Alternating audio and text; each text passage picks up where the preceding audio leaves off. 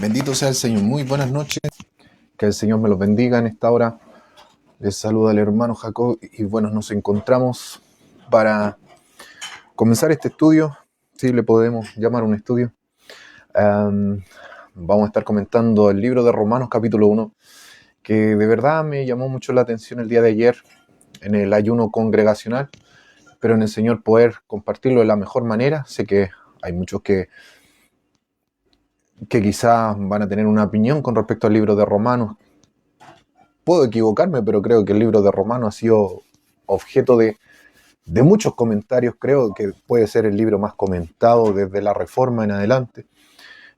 Calvino, Lutero se convirtió leyendo el libro de Romanos. Entonces,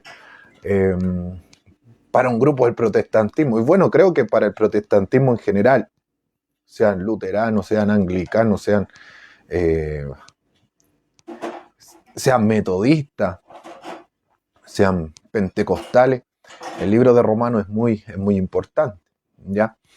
Pero entendemos que la palabra es inspirada por Dios y necesitamos al Dios de la palabra para poder entender su palabra. Amén. Necesitamos al Dios de la palabra para poder entender su palabra. La Biblia no es un libro más, no es un libro de hombre, no está creada por Pablo, el Nuevo Testamento, el libro de Romanos, aunque Dios utiliza a Pablo, el autor del libro de Romanos, es el Espíritu Santo. Es el error que cae mucha gente. Sí, Dios va a utilizar la sabiduría de Pablo, la mentalidad de Pablo, el conocimiento de Pablo, pero va a ser, en definitiva, va a ser el Espíritu Santo quien va a guiar a ese vaso, quien va a guiar a Pablo a escribir el libro de Romanos. De esa manera, entonces, quiero comenzar para aprovechar estos minutos que tendremos el día de hoy.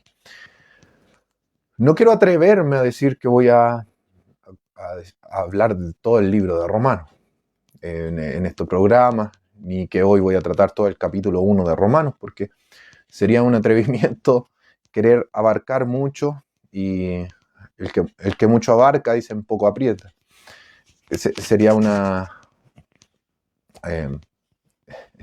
una presunción muy grande de mi parte querer tratar todo el libro de Romanos o todo el capítulo de Romanos hoy. Vamos a tratar lo que alcancemos, lo que el Señor nos dé para poder compartir, y espero en el Señor solamente ser un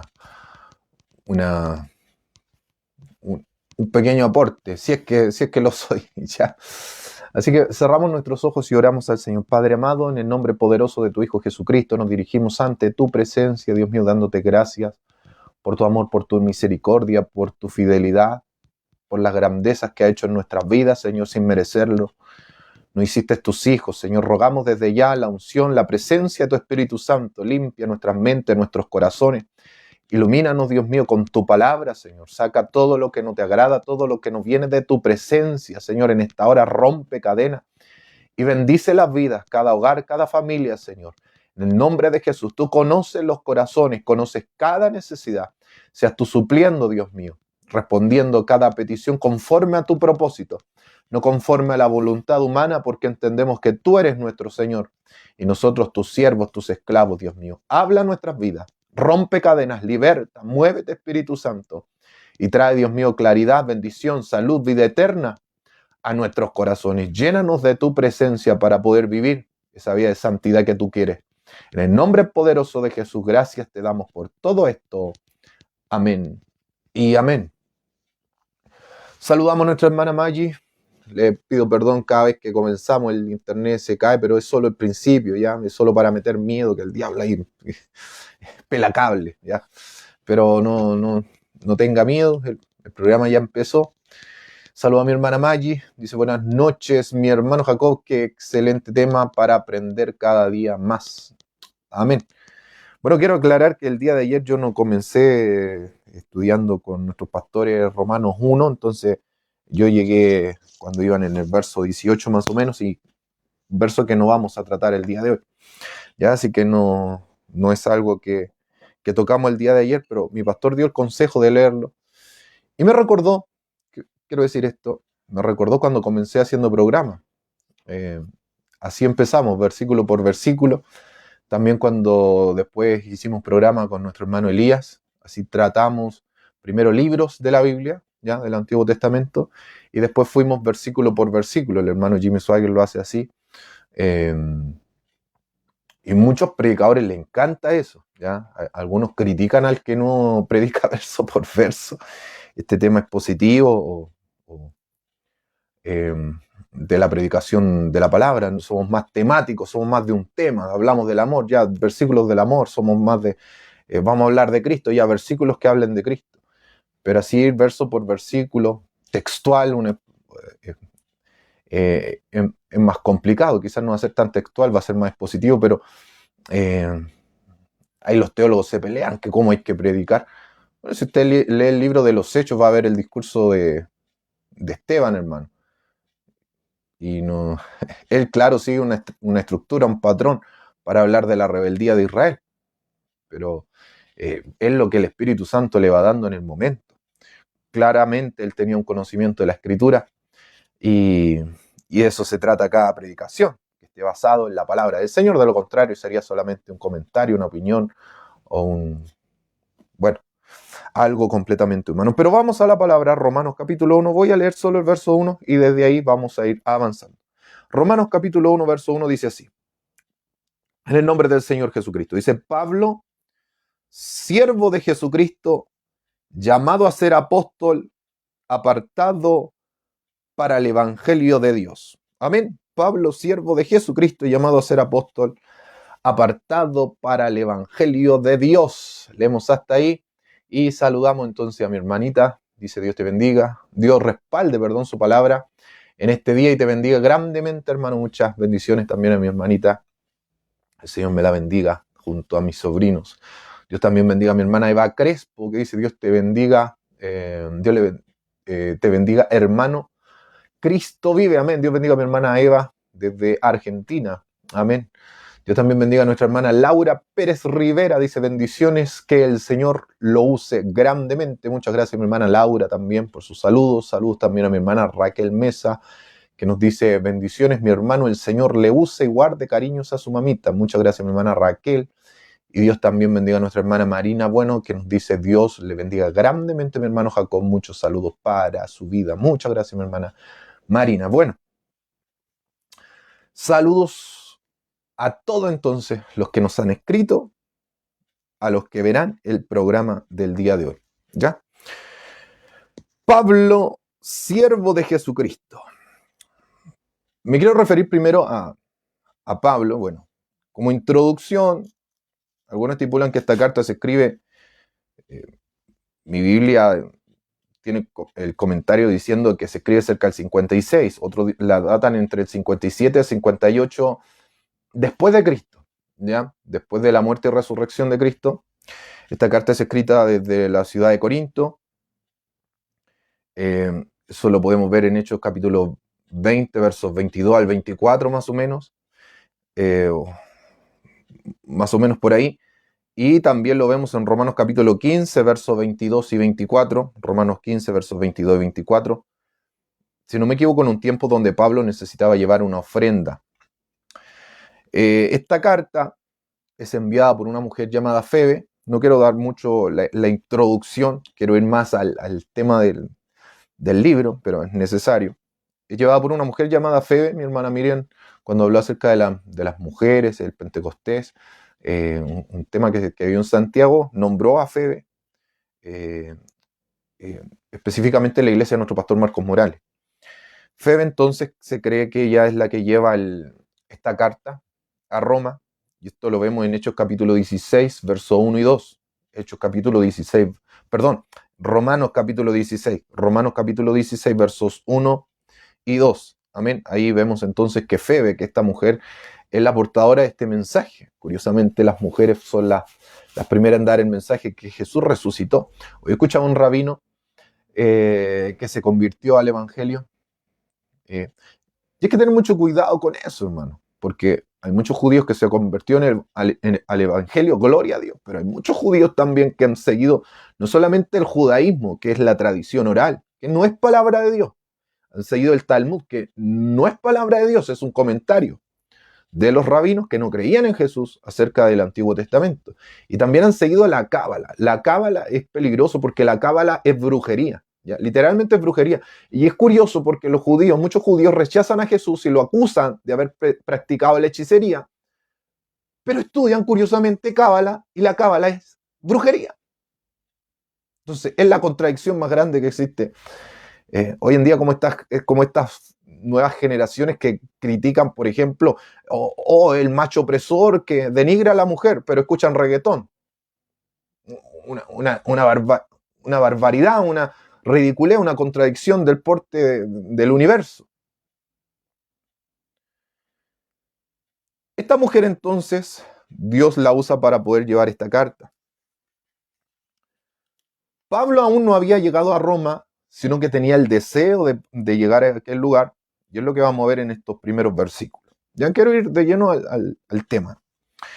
Pablo entonces, siervo de Jesucristo. Pablo. Muchos creen que Pablo es el nombre que Dios le puso a aquel rabino judío llamado Saulo.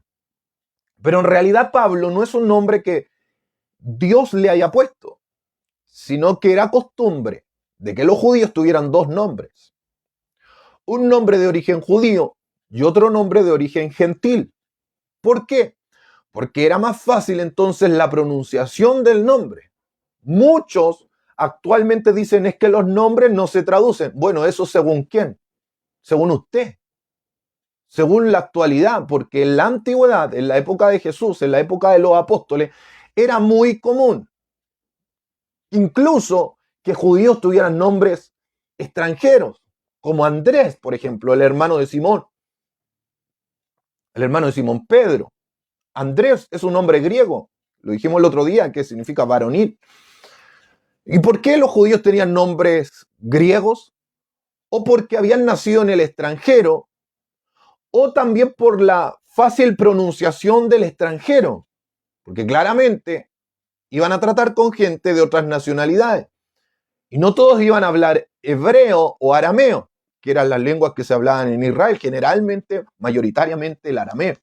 El hebreo estaba más relacionado con el culto, con la oración, con la lectura de la escritura. No todos, muchos creen que también en algunas sinagogas se leía en griego, porque la Biblia estaba traducida al griego. Entonces era normal utilizar un nombre en hebreo y un nombre en griego. El nombre hebreo de Pablo era Saulo, que viene de Saúl.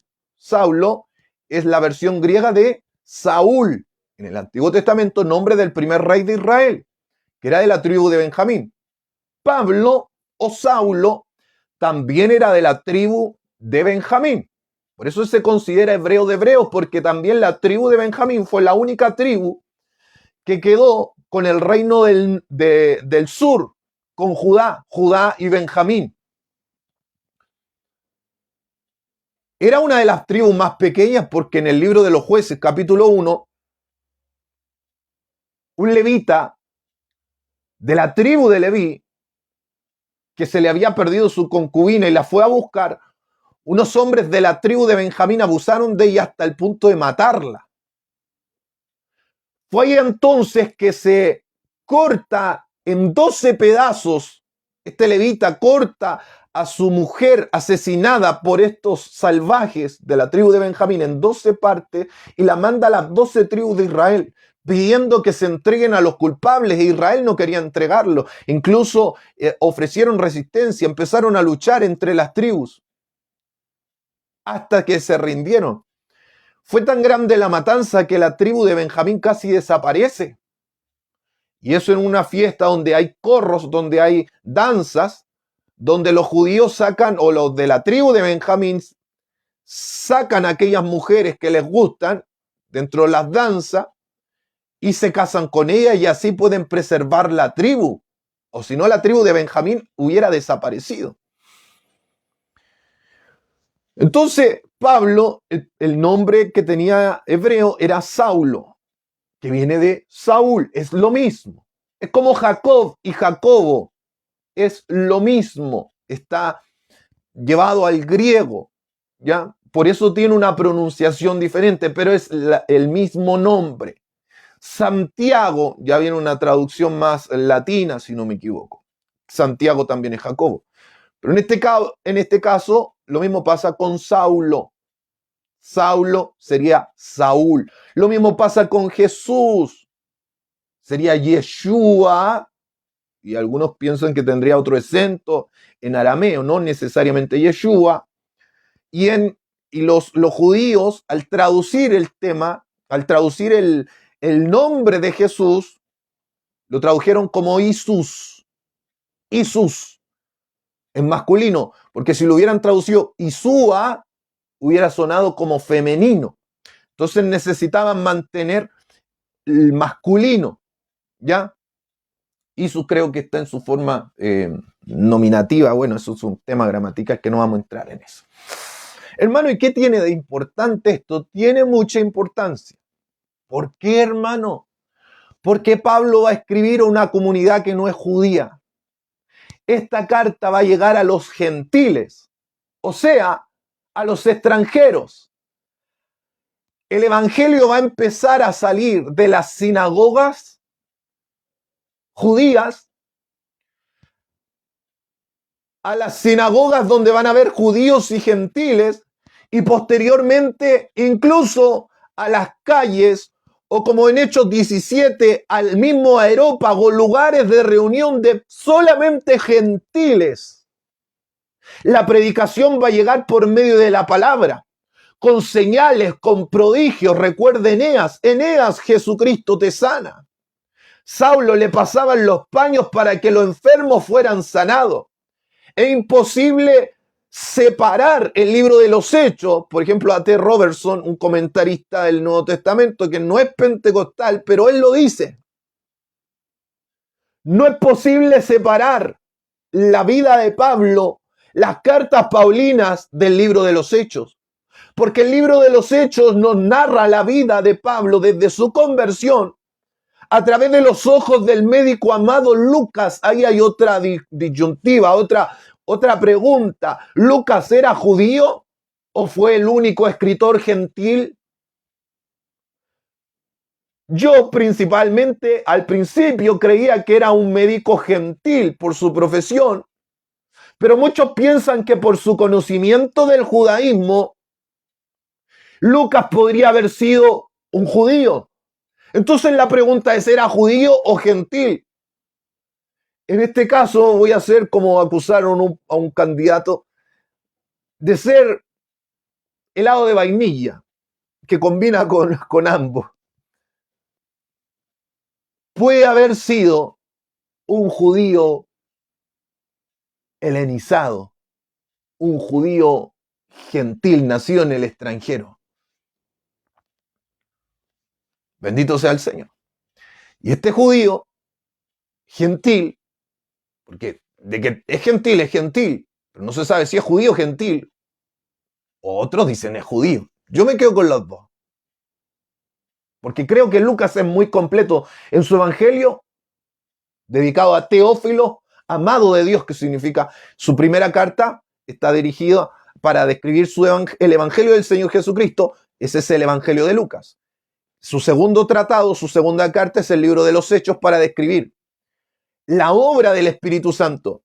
En griego es praxis, práctica de los apóstoles, y muchos de los primeros cristianos de los primeros siglos consideraban el nombre del libro de los Hechos como praxis del Espíritu Santo. Los hechos del Espíritu Santo, porque va a ser la obra ahora del Espíritu Santo en la vida de los apóstoles.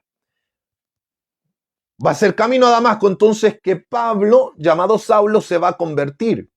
Y va a ser cuando se va a enfrentar a Sergio Pablo, donde Sergio Pablo se va a convertir. Pablo es lo mismo. Al español nos llegó como Pablo. En griego sería Pau. Se escribiría como Paulo, pero se pronunciaría Pablo como nosotros. Los portugueses o los brasileños le dicen Paulo. Es lo mismo, ¿ya? Porque según donde vivan, es como se pronuncia. ¿Y por qué lo reitero tanto? Porque hay ramas judaizantes que le van a decir, No se dice Jesús, se dice Yeshua. No se dice Saulo, se dice Shaul. No se... Son vanidades, son cosas que no tienen importancia. Se pronuncia como se puede, ¿no?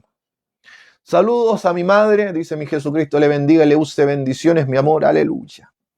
Gloria al Señor. Le dije que no íbamos a tratar muchos versículos.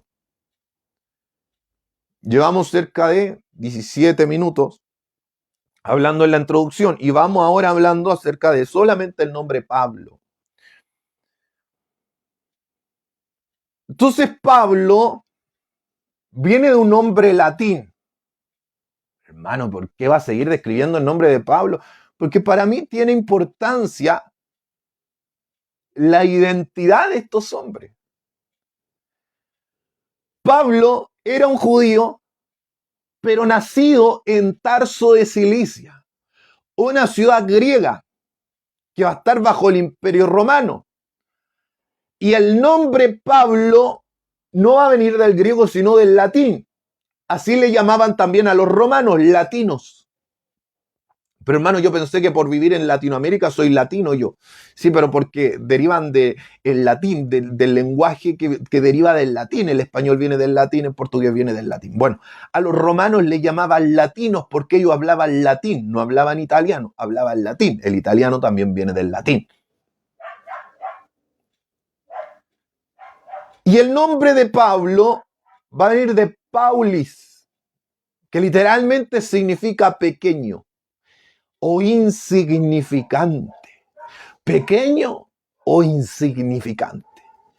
Y él va a decir en sus cartas que él es el más pequeño de los apóstoles, porque no merece ser llamado apóstol de Cristo, porque él perseguía a la iglesia del Señor.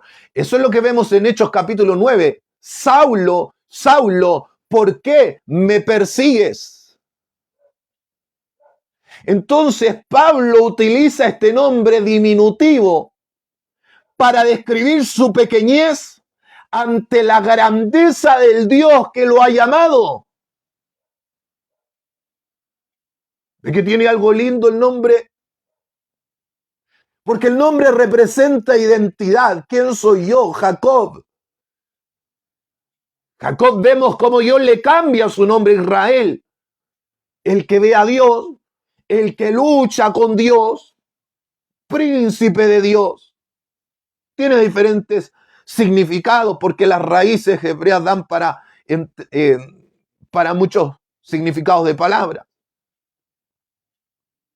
Dios le cambia el nombre a Jacob, pero aquí es Pablo quien él utiliza este nombre, que probablemente lo tenía, pero él se identifica con este nombre de pequeño, de insignificante.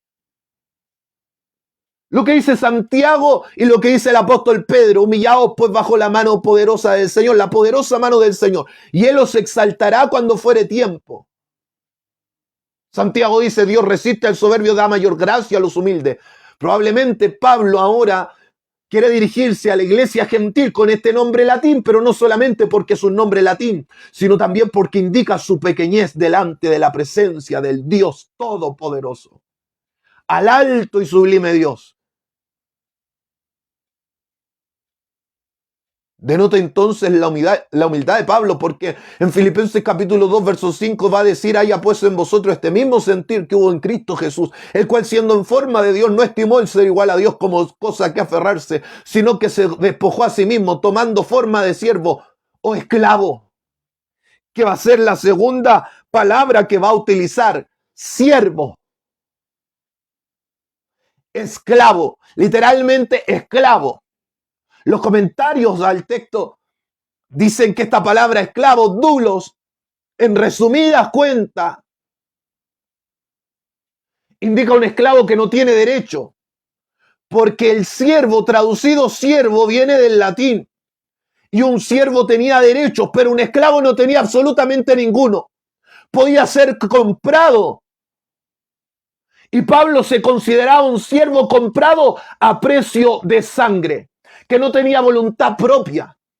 Por eso Romanos 10:9 va a decir que esta es la palabra de fe que predicamos, que si confesares con tu boca que Jesús es el Señor, y si usted y yo confesamos que Jesús es el Señor, automáticamente nosotros admitimos que somos sus siervos o sus esclavos, sin derecho, sin voluntad.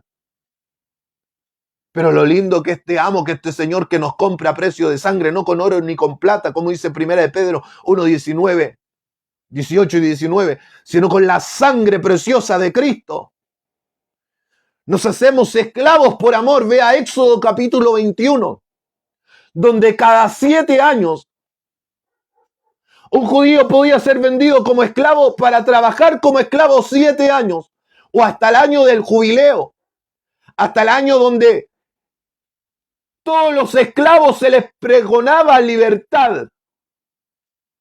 Es por eso que Jesús en Lucas 4:18 va a decir que el Espíritu del Señor está sobre él por cuanto le ha ungido para dar buenas nuevas a los pobres. Me ha enviado a sanar a los quebrantados de corazón. Me ha enviado a pregonar libertad al cautivo, vista a los ciegos, a predicar el año agradable del Señor. Porque en el año del jubileo era donde se daba libertad. Pero mire algo curioso de Éxodo capítulo 21. Este judío que se vendía como esclavo para pagar sus deudas, luego de servir 7 años quedaba libre. Libre. Pero había una curiosidad. Su señor, su amo al cual le estaba sirviendo por 7 años, le permitiría tener una esposa. Y si él se casaba dentro de esos 7 años con una esposa y tenía hijos, cuando se cumplía el 7º año y quedaba libre, la esposa y los hijos eran propiedad de su señor. Él tenía derecho a la libertad, pero no tenía derecho ni a su esposa ni a sus hijos. Todo lo que había ganado con su señor era propiedad de su señor.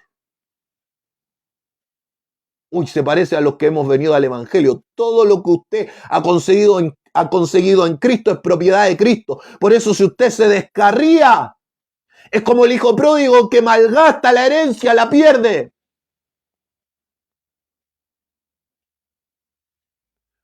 Todo lo ganó en la casa de su señor, pero él decía, amo a mi señor y a mi mujer y a mis hijos.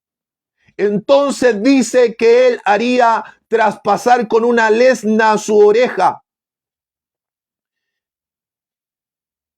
y se haría esclavo por amor a su señor, a su esposa y a sus hijos. Porque él decía, me va bien con mi señor, me ha ido bien, me ha tratado bien, me ha pagado bien, me ha dado alimento, no me ha faltado nada, he tenido una esposa, he tenido hijos.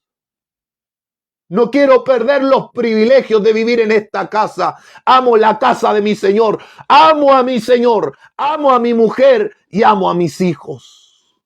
Pablo se considera a sí mismo esclavo o siervo de Cristo porque dio ejemplo Cristo de esclavitud, de humillación, de servidumbre en Filipenses capítulo 2, verso 5. Por eso lo dice, haya pues en vosotros este mismo sentir que hubo en Cristo Jesús, el cual siendo en forma de Dios no estimó el ser igual a Dios en trato, en dignidad, como cosa que aferrarse, sino que se despojó a sí mismo. Se vació la kenosis de Cristo, que no indica dejar de ser Dios. Porque dejar de ser Dios indicaría que Jesús tendría que haber dejado de existir. Y Jesús nunca dejó de existir. ¿Se entiende? Eso es un error doctrinal, un error. No es heterodoxo. Heterodoxo significa un poco diferente a lo que se enseña con rigurosidad, a lo que está correcto. No, esto es herético, es otra doctrina. Es otro evangelio los que dicen que Jesús dejó de ser Dios, que Jesús se hizo simplemente un hombre.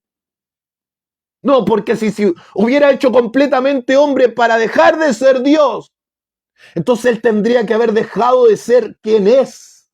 Tendría que haber dejado de existir. Y el que hubiera nacido de una virgen hubiera sido otro. Y no Jesús. Él siempre fue Dios. De eso trata Juan 1, del verso 1 al 14. Aquel verbo se hizo carne. El mismo verbo no dejó de ser verbo. Es el verbo ahora humanizado. No se despojó de su divinidad. No dejó de ser Dios, sino que ahora es Emmanuel, Dios con nosotros. God with us, dicen los gringos. Dios con nosotros.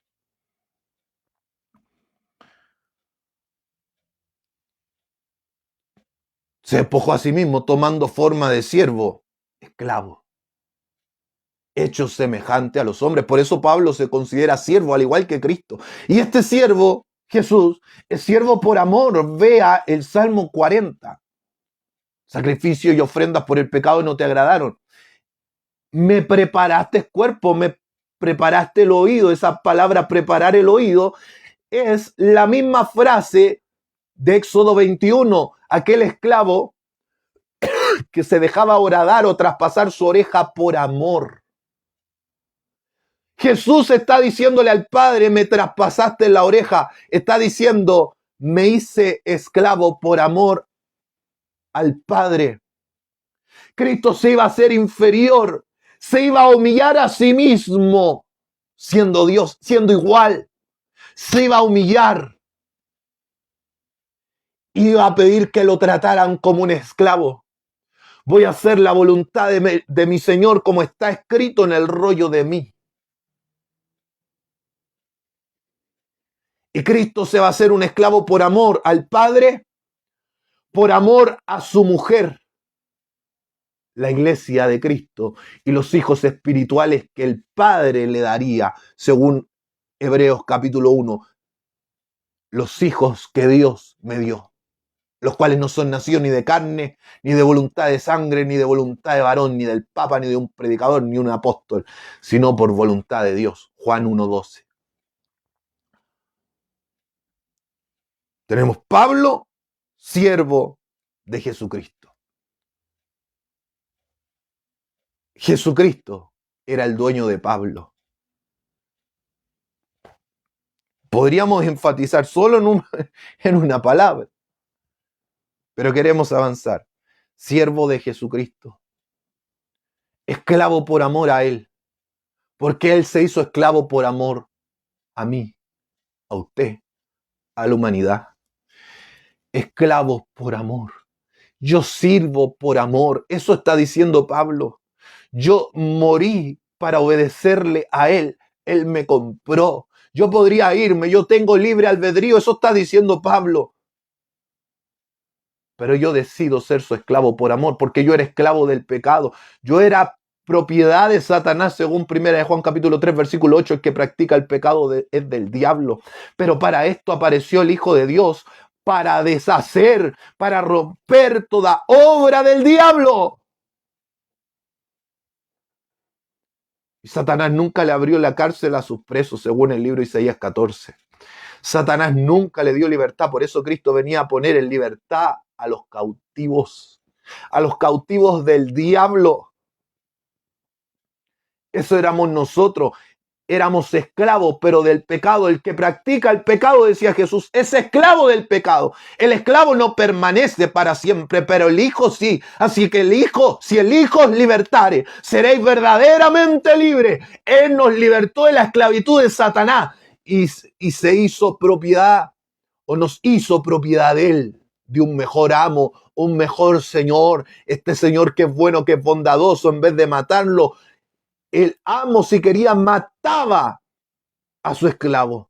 Pero Cristo, en lugar de matarnos a nosotros, decidió morir por amor a los suyos. Siendo rico, se hizo pobre para que por su pobreza fuéramos enriquecidos. Estando sano, se dejó herir y sufrir nuestras enfermedades, sufrir nuestros dolores, para que por su llaga fuéramos nosotros sanados. siendo el autor de la vida, como dice Hechos 3:15, matasteis al autor de la vida, siendo la vida misma, según Juan 14:6. Yo soy el camino y la verdad y la vida, según Juan 11:25. Yo soy la resurrección y la vida. Pero el que cree en mí, aunque esté muerto, vivirá. Siendo la vida, prefirió entregarla para que por su muerte nosotros viviéramos eternamente y para siempre. Ya, bendiciones. Iba a empezar mi hermano Daniel Turchán, dice mi hermana Miriam, a las 10. Entonces Dios bendiga a mi hermano Daniel Turchán. Amén. Espero terminar este versículo. Dios bendiga a mi hermana Noemí González también, que nos escribe.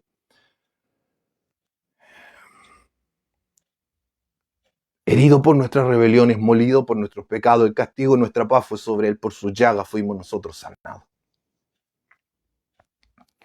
El ejemplo de servidumbre nos da Cristo para nosotros ser sus siervos por amor. Soy propiedad de Jesucristo. También esa palabra dulos indica estar ligado, unido, junto. Hay varias palabras para esclavo. Diáconos es otra palabra que básicamente indica el que sirve, el que distribuye cosas en una casa. Diácono se le llama, por ejemplo, antes de la iglesia, a los servidores en la cena o en las bodas de Caná de Galilea de Juan capítulo 2. Diácono después se va a llamar en el libro de los Hechos, capítulo 6, capítulo 7, a estos varones de buen testimonio, llenos de fe y del Espíritu Santo, que van a servir, que van a distribuir las mesas, van a servir las mesas. Diáconos posteriormente en el libro de Timoteo se va a ver con respecto a un cargo de administrar, de servir dentro de la iglesia. Va a ser años posteriores, después de los apóstoles, que el término diácono, el que sirve la mesa, el que distribuye en un principio a las viudas, posteriormente va a tener un cargo honroso en el nivel eclesiástico. Y hoy en día ya prácticamente en algunas iglesias, no en todas, diácono se ve como un copastor, un ayudante del pastor, un tercer grado, cuarto grado, quinto grado, una cosa así. En algunas denominaciones, yo no lo veo así. Yo solamente lo veo como un servidor más. Incluso me gusta lo que dice Pedro, no con respecto al término diácono, pero más o menos para que entendamos lo que hace espiritualmente. Somos administradores de la gracia de Dios. Un diácono, el que reparte, el que sirve, pero en este caso la gracia de Dios. Estamos para servir, para ayudar físicamente, pero también administrar en las cosas celestiales, como lo hizo Esteban en Hechos capítulo 7, como lo hizo Felipe en Hechos capítulo 8. Administrar la palabra de Dios, predicar el evangelio, sin necesidad de tener, no sé, un título, aunque Felipe le conocían el evangelista, pero sin necesidad de un cargo, un título honorífico. Dulos en este caso es alguien unido, es alguien que sirve, es alguien que no tiene voluntad. Es un esclavo por amor. Uperete o hiperete, otro tipo de esclavo, un remero anónimo que va debajo del barco y rema para llevar el barco al lugar donde tiene que llegar. Hombres que morían de cansancio, podían morir en el intento. Pero ese es otro tipo de esclavo. Pablo también trata ese término, pero en este caso el término es dulos, siervo. Llamado a ser apóstol. No me voy a dirigir al término apóstol porque no tengo gran erudición en el término. Bueno, básicamente nada tengo erudición, pero profundamente no conozco el término. Pero el llamado a ser apóstol, todos somos llamados, no necesariamente a ser apóstol. Yo creo que originalmente hay 12, de esos 12 no hay más. Es en Hechos capítulo 1, donde el Espíritu Santo va a guiar al apóstol Pedro, citando el libro de los Salmos, para que otro ocupe el lugar de Judas, quien se había suicidado. Oran, o más bien dicho, echan suerte y también oran a Dios. Tú que conoces los corazones, muéstranos a quien tú has escogido. Y empezaron a dar requisitos antes de orar, antes de echar suerte. ¿Cuáles eran los requisitos? Haber sido testigo de la resurrección de Cristo, pero también haber estado desde el bautismo de Juan el Bautista hasta la resurrección del Señor Jesucristo. Ese es un requisito para ser del grupo de los 12 apóstoles. Por eso Pablo no se consideraba digno de ser contado dentro del grupo de los apóstoles.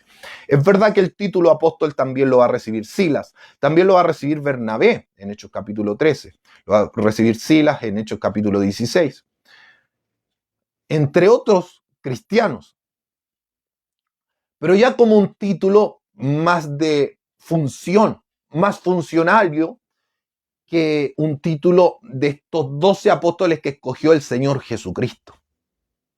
Por eso en el libro de Apocalipsis dice que la Nueva Jerusalén tiene los nombres de los 12 apóstoles. No tiene el nombre de Guillermo Maldonado, ni de Cash Luna, ni de Ronnie Chávez, ni de...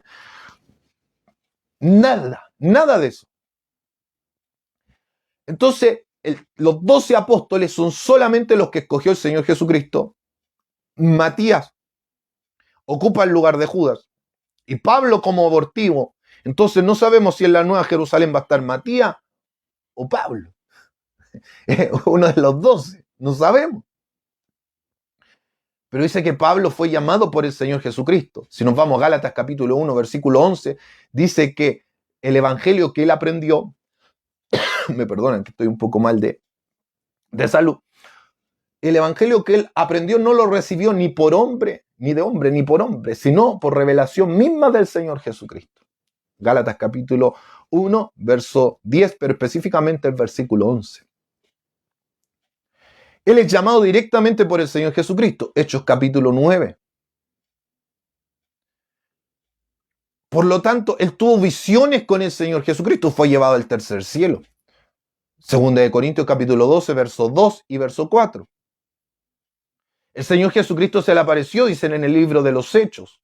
Habló con él, le dio instrucciones y por lo tanto, según Gálatas capítulo 1, versículo 11, le reveló el evangelio.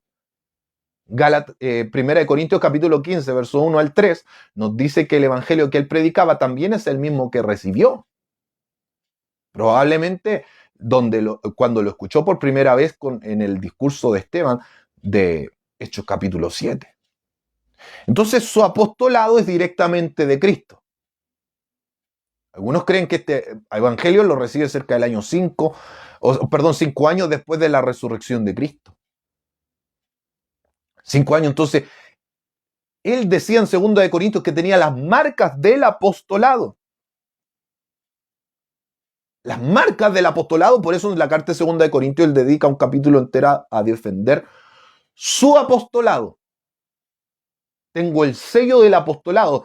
Llevo en mi cuerpo las marcas del Señor Jesucristo. Ese era el sello del apóstol. Aparte de los dones, la capacidad de predicar, todos los dones de sanidades, el ministerio de ser apóstol. Se lo reitero, posteriormente la palabra apóstol va a indicar entonces a alguien que lleva el evangelio donde no está predicado. Las asambleas de Dios va a utilizar el término misionero. Y ya no se va a utilizar el término apóstol porque para algunos le causa una inflación no económica, sino que inflación en el ego.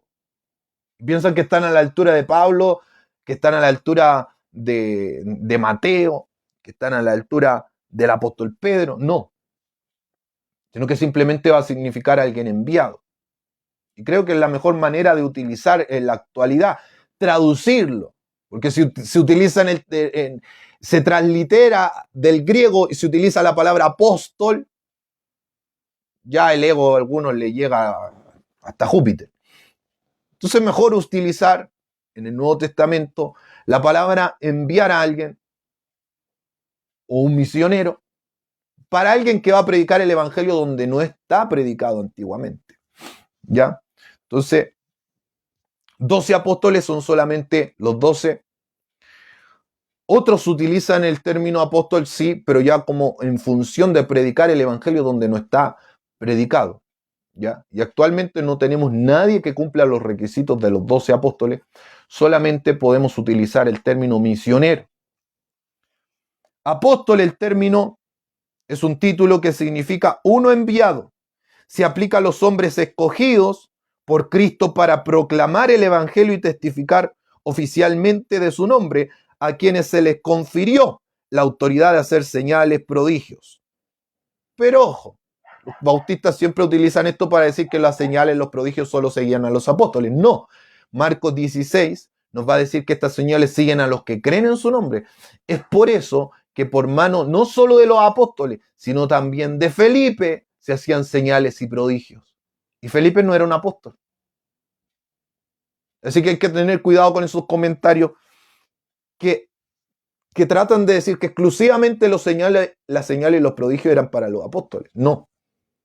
Sí tenían ese sello, pero no solamente era para ellos, sino para los que creían en su nombre. Si no, no hubiera habido ningún otro milagro en ninguna otra localidad o bajo ninguna la predicación de nadie más. Entonces, llamado. Nosotros somos llamados a ser santos, llamados a ser hijos de Dios. Pero Pablo recibe un llamado especial a ser apóstol. ¿Se entiende? También muchos son los llamados, pocos son los escogidos. Ahora, el llamado de Pablo fue específicamente a cumplir una función. Hay muchos hermanos que quizás nunca van a tener ni siquiera un cargo. Pero si usted puede predicar la palabra, le puede predicar a su vecino, por último decir un Dios te bendiga, algo provocará en el corazón de la gente. Dios bendiga a mi hermana Pilar, que nos saluda. Vamos terminando. Mire, yo dije voy a abarcar unos 3, 4 versículos y ni siquiera estamos terminando el primer versículo. Porque cada palabra se podía tratar un tema diferente.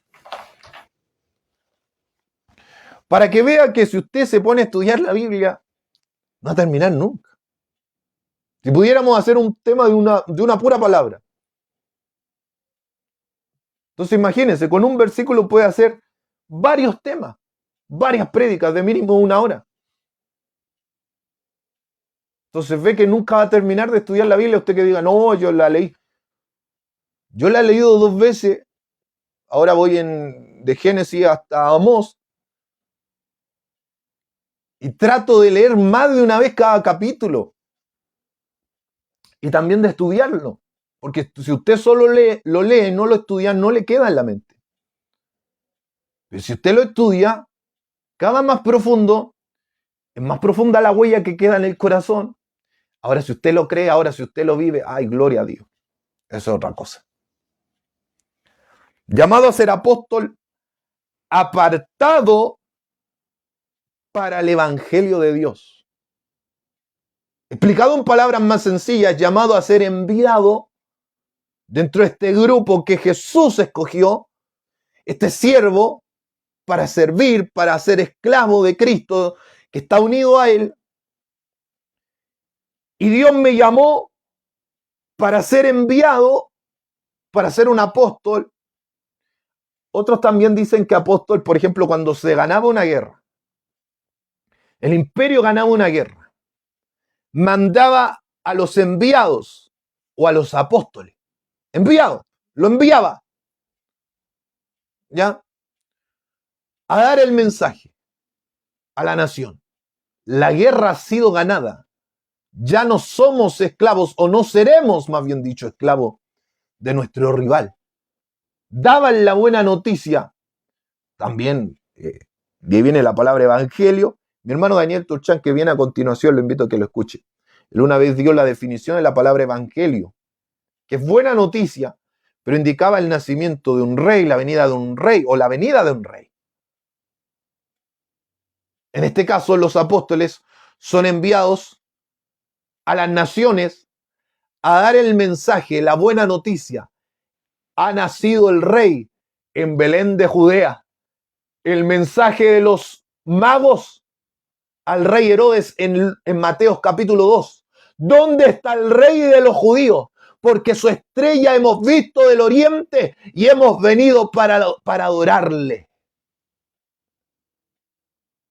En Lucas, los pastores recibieron las buenas nuevas de los ángeles, porque os ha nacido hoy Cristo el Señor, que empezaron a decir, gloria a Dios en las alturas y en la tierra paz y buena voluntad para con los hombres. Ha nacido hoy Cristo el Señor, ha nacido el Rey. Esa es la buena noticia, el nacimiento del Rey. Pero no solo nació, sino que vivió para luchar nuestra batalla contra el imperio de la muerte, según Hebreos 2:14, y vencer y ganar. Por lo tanto, al resucitar, Él le da esta comisión en Mateo 28 y Marcos 16. Vayan por todo el mundo y prediquen la buena noticia, anuncien, pregonen, griten que Cristo ha resucitado, que el precio ha sido pagado, el imperio de la muerte ha sido derrotado, ha sido vencido a la muerte, ha sido vencido el pecado, hay libertad. Esa es la buena noticia. Ya no hay condenación para los que están en Cristo Jesús.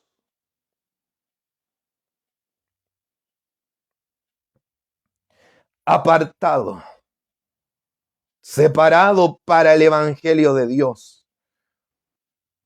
No ha sido llamado para otra cosa, sino para el evangelio.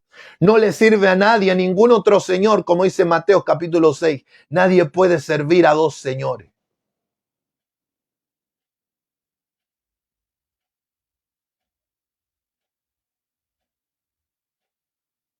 Porque a uno amará, al otro menospreciará.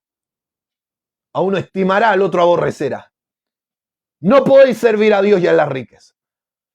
Por eso el que es tomado por soldado, el que está en la milicia, no se enreda en los negocios de la vida.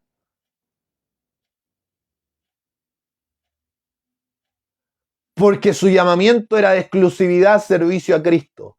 Su vida entera la iba a dedicar hasta su muerte para servir a aquel que lo compró, aquel que se entregó a sí mismo por nosotros. Voy a dejarlo hasta aquí entonces. Este evangelio no es de hombre, no es por hombre. Este evangelio, esta buena noticia, es de Dios. Que Pablo va a advertir, terminando, Gálatas 1:8, si uno de nosotros, un ángel del cielo, os anunciare otro evangelio diferente al que hemos anunciado, sea anatema. Y otra vez os digo, si un ángel del cielo, uno de nosotros, anunciare otro evangelio diferente al que hemos anunciado, sea anatema. Acán tomó del anatema. Un profesor de griego decía, no, si no tiene nada de malo ser anatema. Tomó del anatema. Escondió lo del anatema, un manto babilónico, un lingote de oro en su tienda. Fueron a pelear contra Ai, contra un pueblo pequeño, perdieron. Y Dios le dice, perdieron porque alguien tomó del anatema. Sí, continuará. Tomó del anatema. Empezaron a echar suerte, cayó sobre la tribu de Judá. Acán había sido el culpable. Da gloria a Dios, hijo mío, y dime qué has hecho. Y dijo que había tomado el manto babilónico, el lingote de oro. Y ese hombre fue muerto ante los ojos de todos. Iba a ser apartado de Dios, condenado a juicio de Dios. Eso significa ser anatema, ser juzgado por Dios y ser hallado culpable de condenación eterna. Así que nos aferramos a lo que está escrito. Amén, mi hermana Miriam. Dios les bendiga.